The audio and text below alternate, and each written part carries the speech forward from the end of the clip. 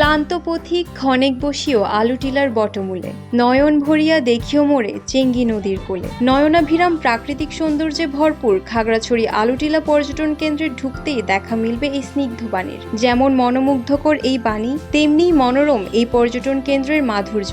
সারা বছরই এখানে থাকে পর্যটকদের আনাগোনা, তবে ঈদ কিংবা উৎসবের ছুটিতে আরও বেড়ে যায় পর্যটক সমাগম। বাস্তবতার সাথে দেখতে পারেন, নিজের চোখে দেখতে পারেন, তাহলে আপনার মনে হবে যে না, আমি কোথায় যেন আছি।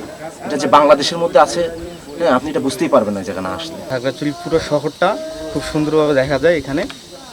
তো এখানে প্রতি বছরই অনেক পর্যটক আসে, আর প্রতি বছর দুই ঈদে তো কথাই নেই, অনেক ভিড় হয় আর কি এখানে। পর্যটন কেন্দ্রে ঢুকতেই চোখে পড়বে পাহাড় আর আকাশের অপার্থিব মিলন মেলা। এক জায়গা থেকে অন্য জায়গায় যেতে রয়েছে আকর্ষণীয় দুটি ঝুলন্ত সেতু, আছে একটি প্রাকৃতিক গুহা যা স্থানীয়দের কাছে আলুটিলা গুহা নামে পরিচিত। মশাল হাতে এই গুহায় প্রবেশ পর্যটকদের দিবে গা শিউরে ওঠা অভিজ্ঞতা। পাশেই রয়েছে গ্রিক স্থাপত্যের আদলে নির্মিত দেশের প্রথম দৃষ্টিনন্দন অ্যাম্ফি থিয়েটার। আলুটিলার নন্দনকানন ভিউ পয়েন্ট দেখলে যে কারোরই মনে হবে এ যেন দেশের মাটিতে এক টুকরো রোম। চলছে প্রেডিকশন গেম নগদ অ্যাপে। প্রেডিকশন করে জিতুন জিক্সার বাইক, টিভি, স্মার্টফোন সহ আরো অনেক পুরস্কার।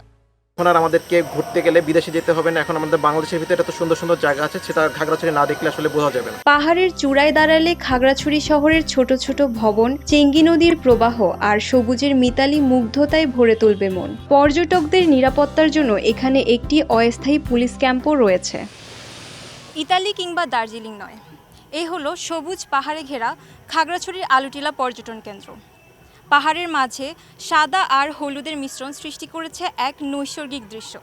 যে একবার এই ঐশ্বর্যময় সৌন্দর্য অনুভব করে, ফিরে যেতে চায় না যেন তার মন।